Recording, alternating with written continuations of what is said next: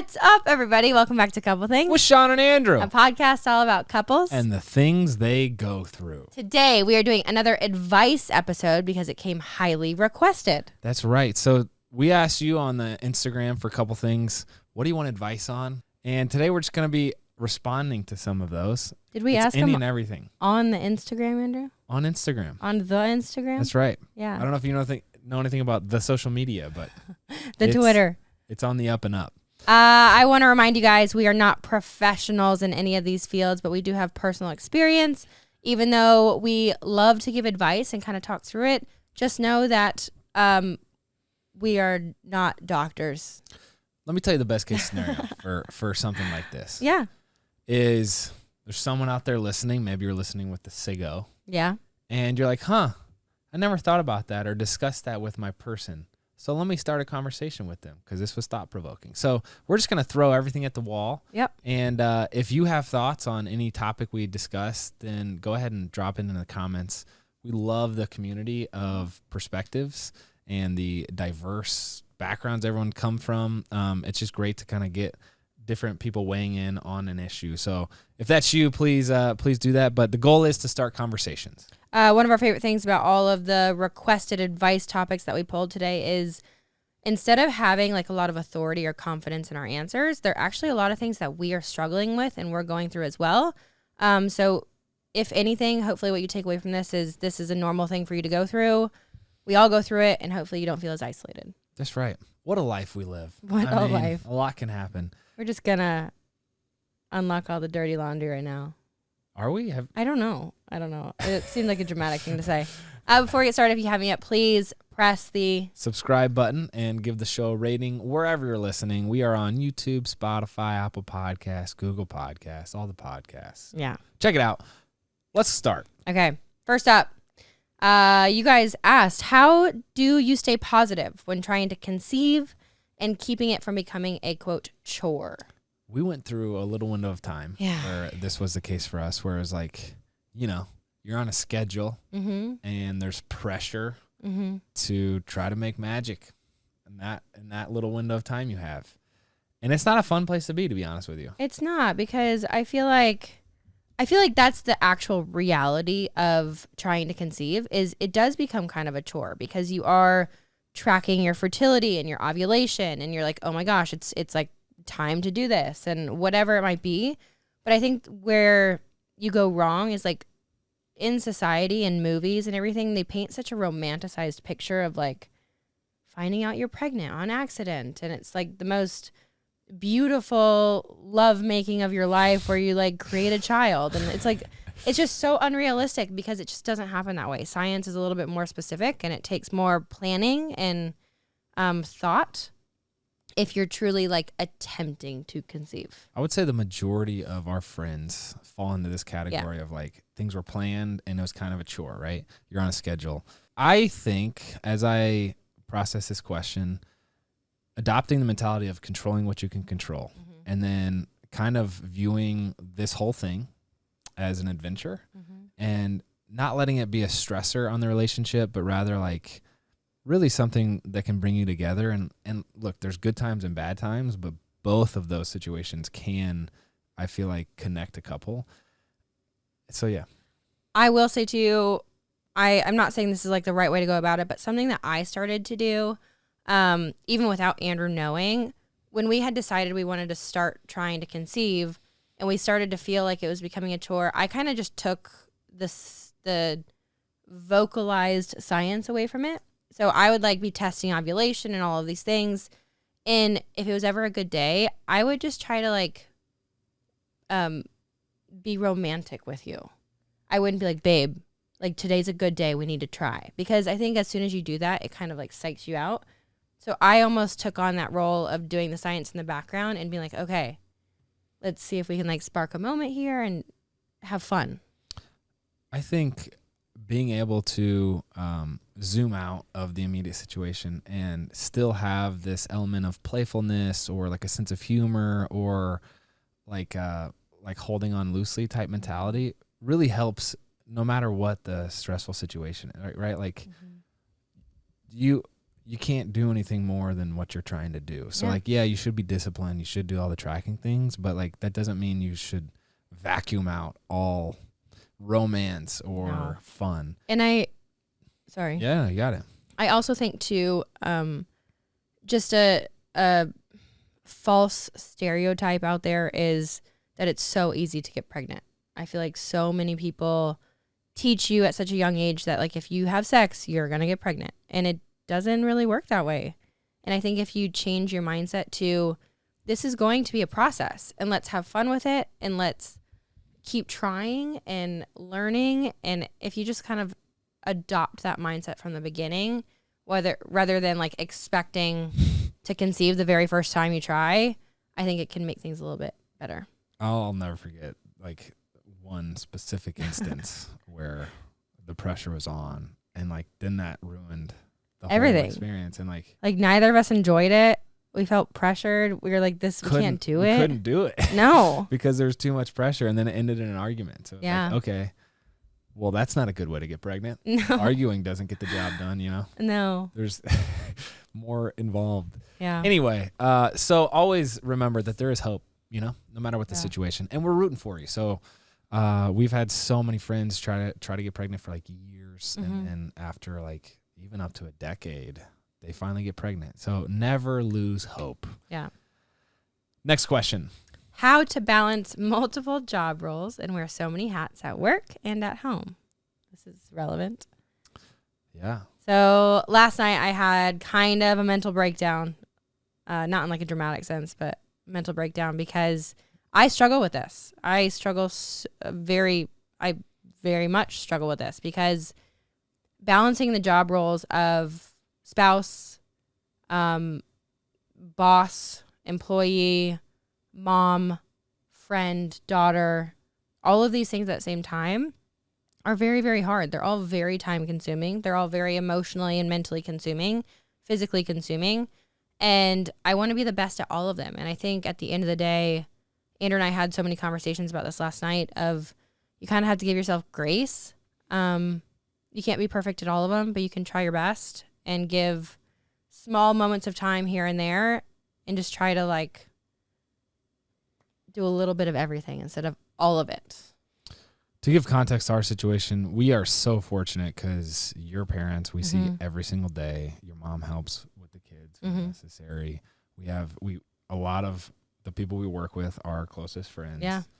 We live close to a good group of friends, and you know, there's no shortage of people wanting to be in community, which is like that's what we want is community, right? Yeah. Shawn and I have intentionally tried to build that out and have failed and done things wrong at times for sure. And I feel like, you know, conflict can feel discouraging. And this is an area where candidly you can grow, where it's like part of the beauty of community is like, yo, you're all kind of shaping each other and polishing each other off, right? And like there will be friction at points, but don't run away from that. Rather see it as the beautiful consequence of community, right? Yeah. And so whether that's with your job or with your wife, like there is something to being committed to a person or a group of people and like the effects that can have on you personally. So don't get discouraged. I would say intentionality is the word that comes to mind when I talk to people I admire of, hey, how do you spend time with your friends and also have a fulfilling career and then also, lead a men's group and then, you're active in the church. It's like, you have to be pretty disciplined. And so Shawn and I talk about our Thursday night date nights all the time. One of the things we did that helped us maintain that is like literally putting it on our work schedule from 5 to 9. It's blocked off. And so we do that we've tried to do that with other things like call blocks. So like our day isn't consumed by just picking up the phone to whoever rings us or like working out. So just be intentional. And ask your spouse for help, I think, or ask someone for help, whether it's your friend or your spouse. But something Andrew and I talked about last night is like supporting each other more and helping balance those hats and those roles of, babe, I will take the kids for an hour, 2 days a week where you can go catch up with some of your closest friends and vice versa. And helping to maybe take something off of your workload list or whatever it might be, but really helping each other kind of balance those roles out. Yeah, and I was pretty pensive last night about how I've negatively affected your input in community, because like sometimes I'll get so excited and like try to consume all your time because I'm like, Shawn, we got to do this or take that adventure or like film this video, because I like impose my excitement on you. And so I think it does help for sure when Shawn comes to me and she's like, hey, I would love to do workouts 4 days a week. And she expresses excitement. Like, this is something I want to make a priority. That makes it so much better for me to like make happen, as opposed to, you know, her dragging her feet, be like, oh, I guess I should work out this morning or whatever the thing is. Like, I guess I should go spend time with a friend. Like, if she actually shows excitement as opposed to dread, it's like, it changes how I view it as well. I also think we talk about this a lot, but like that year goal setting, I think you can do these, you can kind of do a similar form of that on a monthly, weekly, daily basis, where write out what all of your like hats, goals, roles are. How much time do you want to spend one-on-one with your kids or with your spouse? Or how many friends do you want to see a week or a month? How many date nights do you want to go on? And truly write all of that out. Yeah. What are your work goals? And see if you can't come to a system to where you can kind of fit all of that in a balanced way. And if you can kind of just schedule those times or those mental spaces where you can say like, oh, I'm mom hat right now, or oh, I'm spouse hat, or whatever it is, it can help you kind of organize all of those roles. My goal is to, by the end of this year, have 80% of our time intentionally scheduled to match our priority. I agree. And then 20% of our time intentionally not scheduled to leave room for whimsy. Exactly the freaking word I was going to use. No way. That's the exact freaking word I don't think either of us have ever used that word in our life. How did that just happen? I don't know. Whimsy. We're married. Whimsiness. Okay, next one. Engagement ring shopping basics. What do I need to know? Whew. I'll start it off here. How about if you are getting into a relationship where you have started to talk about marriage and an engagement ring is something that you want, both of you need to be open to talking about that. Okay. Don't feel like the guy or your spouse is just going to magically know exactly what you want. Talk about it. Go shopping. Have fun with it so that when the time comes, it's you're happy. I don't know, babe. No, that's not how we worked, to be honest with you. That is how we worked. You kind of expected me to like, it's like, there's kind of like this coy little game. It is. And it's like, oh, I'm supposed to surprise her. And yes, the Pinterest board thing. For sure. So but I'm also saying you don't need to do that. I think that game we played is unnecessary.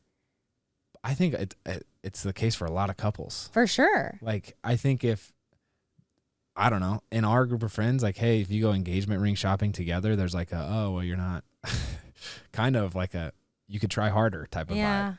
I don't know. I mean, maybe I'm not phrasing that right, but there for sure was a little element of surprise. This is, so I don't know if that's your vibe, then leave breadcrumbs. I would say, like, tell your best friend and make the Pinterest board. And like, if you're the one receiving the ring, make it, possible, accessible for your siggo to win at that.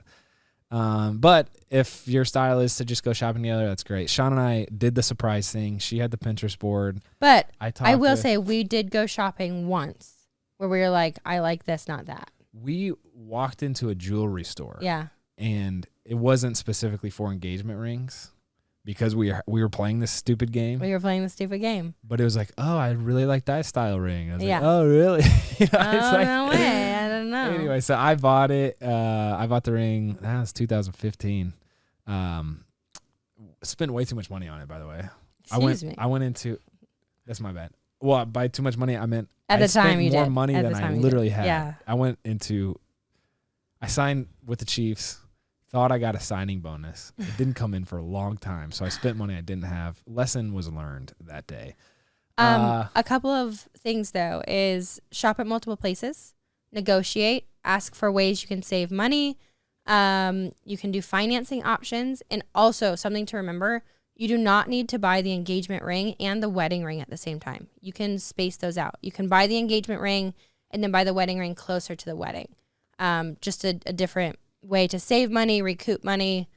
But I also think the engagement ring is like a really cool entry level discussion that you can have of like, hey, what are our expectations here as far as like style, or like, yeah, I really kind of expect having a shiny diamond cut. Is that what that is?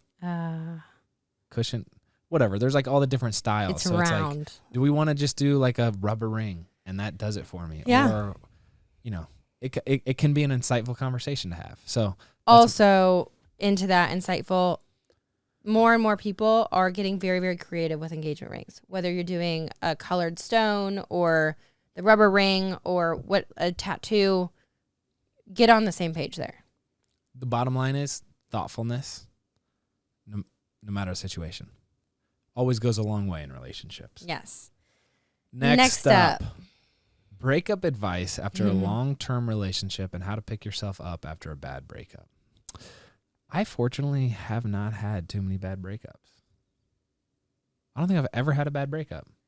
Is that true? Yeah, I don't think I've had a bad breakup. You can do it respectfully. Why? It doesn't have to be like this vengeance. Are you thinking of someone? What?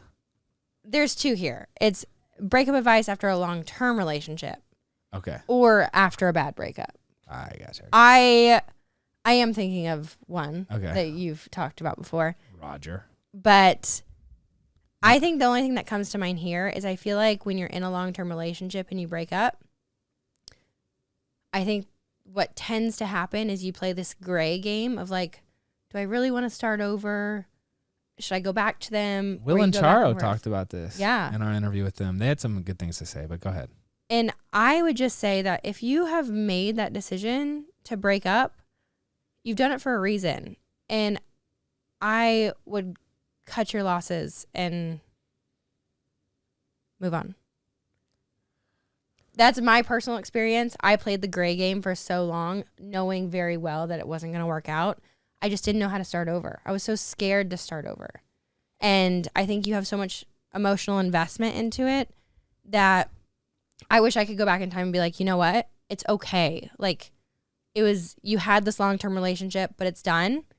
Let's cut the clean, like start a new chapter and move on. This is so interesting. It is making me reflect back on the emotions that get so inflamed, not in a bad way, but it's like you feel a lot of things after the breakup and then you see them again and it's like resurfaced. It's tough. I guess I do agree with you in the sense that like, hey, we broke up and it's not good to, be lukewarm about something. So you're either in or you're out and decide that. Again, be thoughtful about that. But I would say having clear direction and just like sticking to it helps. So good luck. Hope you're okay. We're rooting for you. Next up, how to ask for a raise when you feel like you deserve it.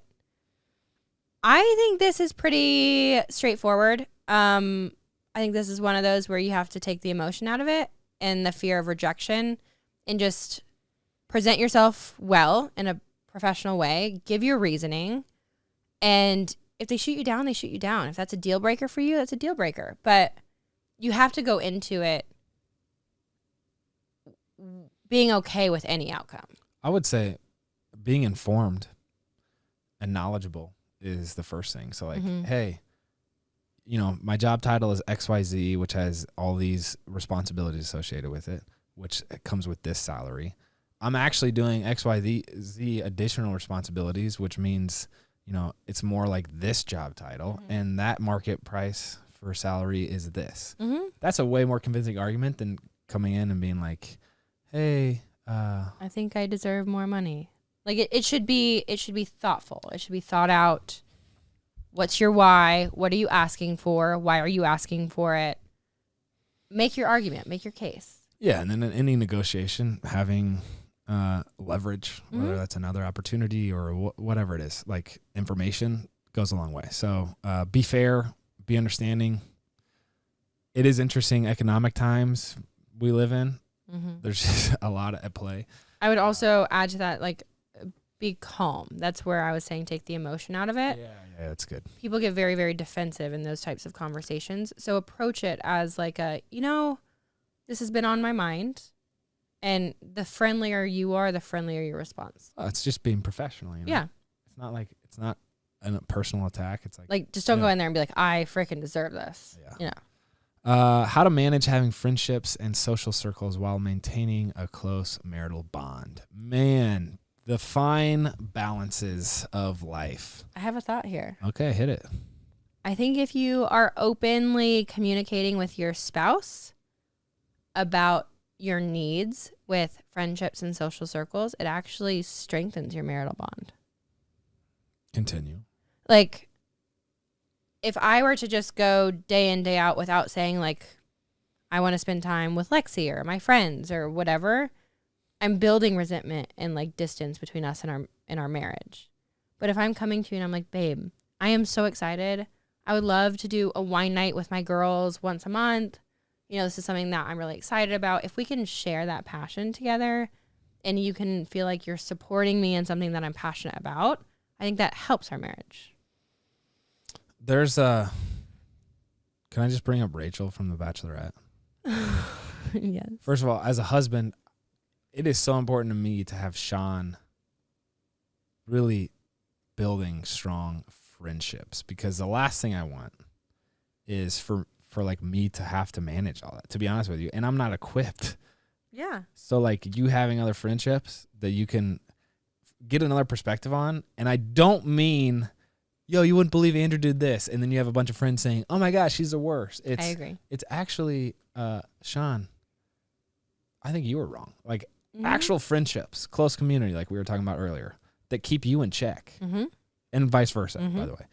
But like, I just think of Rachel from The Bachelorette, who was, there's this episode where there's a boxing match going on they went to. Yeah. And she was like, none of the guys looked at me. And it wasn't her date. It was Gabby's date. It was like, no one's looking at me during the boxing match. And she was like upset about this. Mm-hmm. And it made me sad because you're at a boxing match, It's not like a Rachel on stage thing. So the less you make it about you, which I think friends help with, the better. And like in our relationship, anytime we're hyper focused on Shawn dropped a paper towel on the floor and didn't pick it up, like that is nonsense. There are bigger issues going on in the world. This is where like serving or like being in friends or church, whatever it is, like makes a big difference. I also think too, something with friendships and social circles with a marriage, something that needs to be an open conversation in your marriage. I firmly believe this. Andrew and I have practiced this and gone in and out of it for the past 7 years, is you need to have an open communication about each other's friends and how you see those friends affecting your spouse. Andrew and I have amazing friends, amazing circles, but every once in a while in the past 7 years, we've noticed particular friends that maybe impact us, influence us, or encourage us in the wrong way. And we've had to have open lines of communication and say, you know what? I love this person. I love Boris. This is what one of our other interviewers' names he used. I love Boris, and I think he's a great guy. But I've noticed when you hang out with him, you come home XYZ, more aggressive, more gossipy, you curse more, whatever it might be. And having those open lines of communication and having someone who can kind of be your mirror in that, I think is really important. We've had to each individually step away from some friends that we felt the other was being negatively impacted by. And that's prioritizing marriage. Absolutely. My cousin got married recently, and the part of the service was this quote, which I find so beautiful. It says, within this vision of marriage, here's what it means to fall in love. It's to look at another person and get a glimpse of what God is creating and to say, I see who God is making you, and it excites me. I want to be a part of that. I want to partner with you in the journey and you're taking to the throne. And when we get there, I will look at your magnificence and say, I always knew you could be like this. I got glimpses of it earlier, but now look at you. And it's like, that is freaking powerful. That's the beauty of marriage. What friends of Shawn's are helping you get there. It's like a responsibility to keep that in check and like Mm-hmm. make sure you're growing together and towards like this shared vision of who you are together and who you see in the other person. Yeah. Let's take a break to thank our partner for today's podcast, Levels Health. I'm pumped about this. I love Levels. And if you've seen some of our videos, you may have noticed that I wear a little tracker on the backside of my tricep, and that's a Levels tracker. I've been wearing one of these for the past couple months, I think actually coming up on a year, and it's been an absolute game changer. It shows you how food affects your health by giving you real-time feedback on your diet. Let me give you an example. So Shawn loves poke. She orders it every other day for lunch, it seems like. And after a few times of us eating it together, I realized that I kind of felt gross and tired and like I needed to take a nap after. And with Levels, we were able to confirm this information and track that something in the poke spiked my glucose levels, which is what made me feel that funky. After we cut that from my diet, it made a huge difference in stabilizing my energy levels. And I've actually taken out several foods as well as added some different foods to help me stabilize my blood glucose levels, which helps me maintain my energy levels throughout the day. If you want to better understand how food affects your health and try a continuous glucose monitor yourself, go to levels.link/EastFam to learn more. They also have a really well-researched, in-depth blog that we recommend checking out if you're looking to learn more about topics like metabolic health, longevity, and nutrition. Guys, Levels is awesome. Try it out for at least a month, see what you learn, and if you're anything like me, it'll be the spark to help you finesse your diet and help you feel better and better each day. So we'll link it down below. Thank you, Levels, and let's get back to it. That was a little bit of rambling, but I'll take it. I'll own it. Okay. Those are my thoughts. Friendships are important. Next up, date night ideas that work for you. Man, we've done a lot of different things here. I have an answer to this, and I think we should keep it simple. Something that I love that we do is we alternate date night planning. So if we have a date night every Thursday, I take the odd days, he takes the even, or I take the odd weeks, you take the even weeks, where it's like tonight I'm going to plan it and surprise it for him and vice versa. It can be as simple as like playing charades in your backyard or whatever. But I think having that kind of back and forth of surprise and adventure and excitement and being able to try new things is great. There's 3 elements as I'm analyzing our date nights that come to mind. One being we dress up. Yep.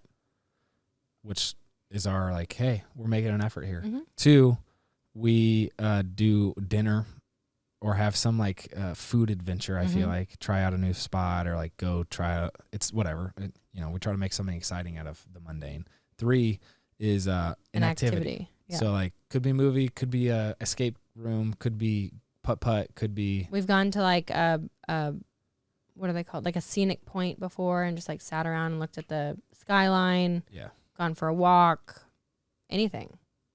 We've gone shopping for shoes. But having those 3, we always have those 3. It's like you get ready, we go to dinner, we do an activity. Yep. Next up, how to keep a strong faith in a world that's telling you not to believe anything. I think this comes down to who you surround yourself with. I think Andrew and I are both firm believers that you should have a challenging community. So like it shouldn't be people of all the same exact belief and like-mindedness. However, if you want to keep believing in your faith and say you are a Christian, then you should continue going to a Christian church and be surrounded by people who remind you of why you're there and why you have that belief in the first place. I would say my appreciation for faith has grown over the past couple months. I've had a lot of friends struggle with like purposefulness in life. What is my purpose? Why are we here? It's led them to addictions and suicides. It's been a mess of a couple months. And so I think there's 2 ways that you could look at life. It's very easy to do both.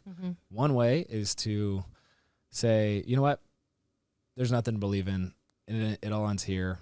There's no reason we're here. This is just like something. Like we just ended up here. The second is whimsical. Like there is an element of magic in life, the getting pregnant is my 6th grade science teacher told me this. He was like super hardline science guy, but was like, this is one of the miracles of science. Miracles. Do I say that weird still? Say it. Or like whatever, going out to see the Smoky Mountains and like just stepping back. Like there you can view it as, oh, well, that's just because of low cloud cover and the, you know, the earth, the evaporation is happening and it's a cloud. Or you could be like, wow, that's whimsical. Both ways are easy. Both ways are true. Neither's wrong, but it has humbled me. I read a book recently called The Short History of Nearly Everything. And this author, Bill Bryson, is not Christian, doesn't have a faith, but he breaks down all these different aspects of science. And one of the things is you have like you have molecules and then atoms are made up of like quarks, right? Protons and neutrons, but those are made up of quarks. And if you take one quark in the United States and split it from its partner quark and put it in China, if you spin that one counterclockwise, the other one across the world will automatically spin clockwise. And he says at some point, science is unexplainable.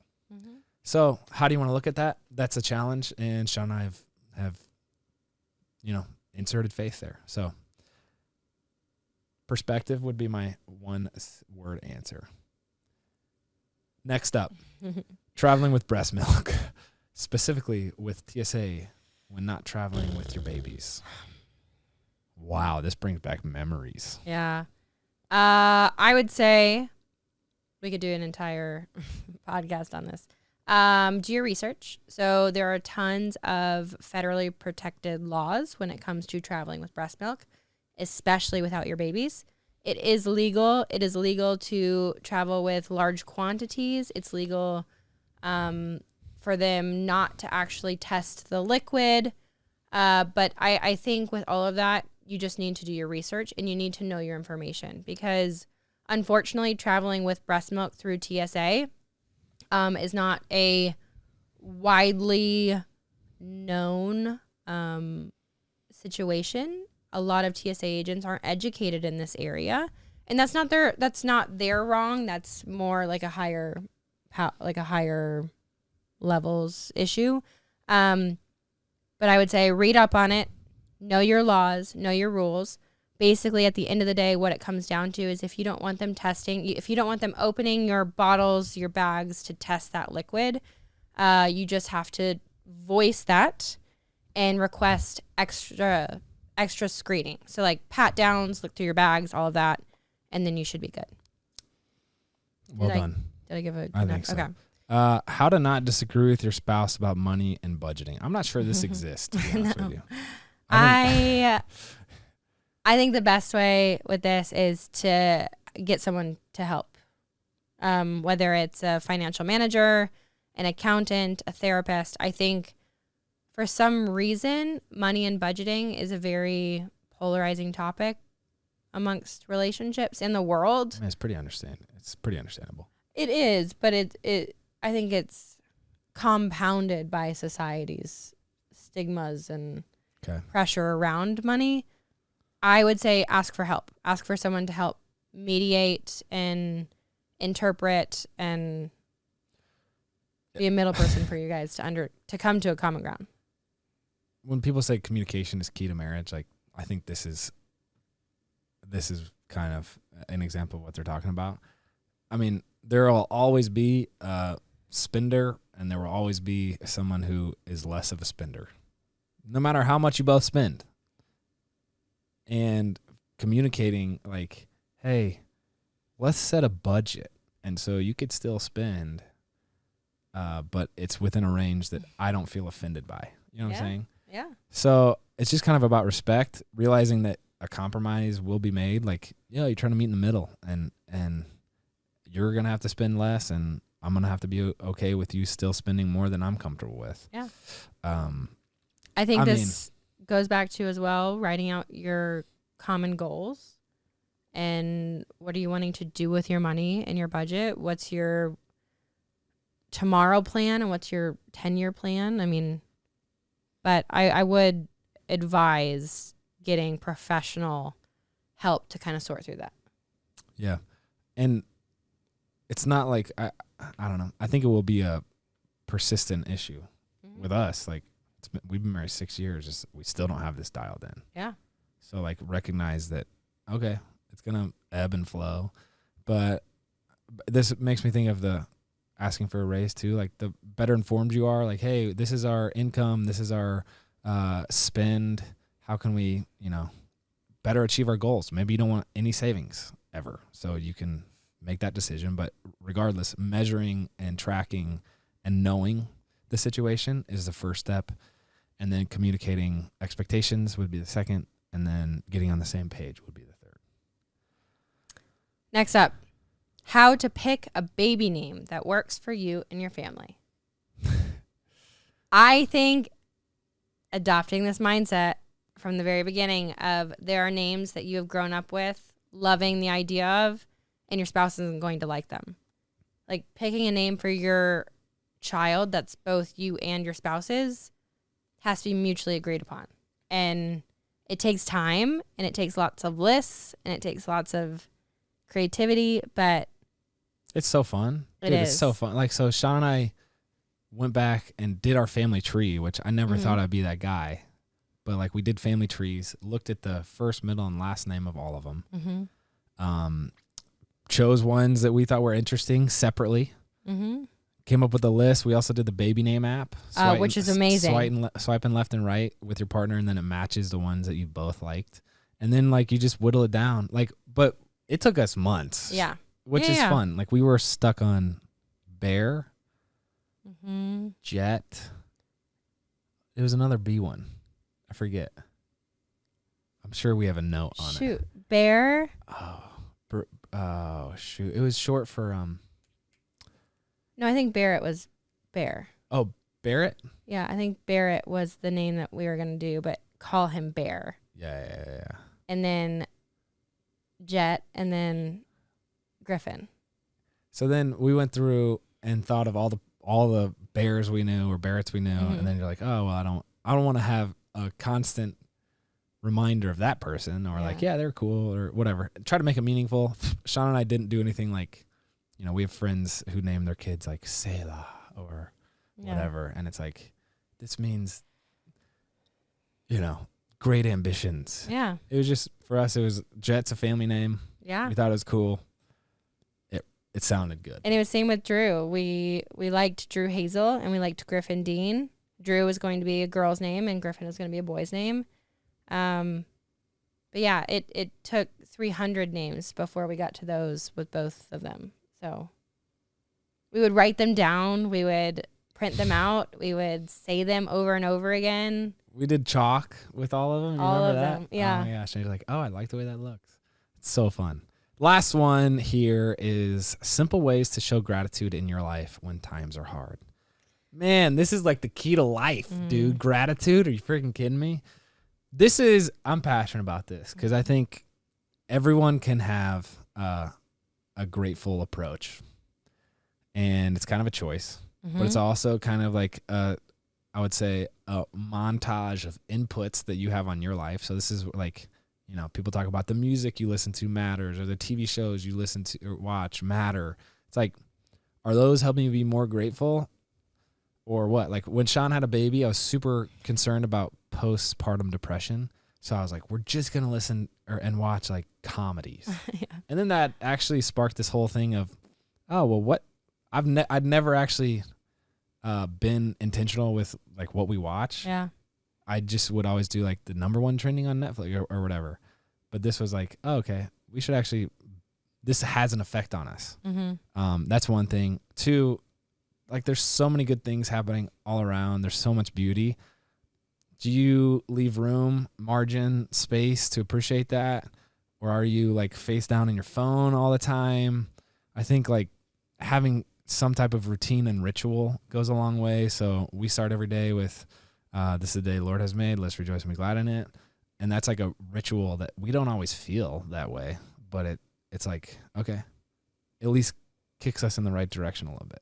I think it's also just a basic principle and choice that you choose every single day. And whatever you choose over and over again becomes a habit.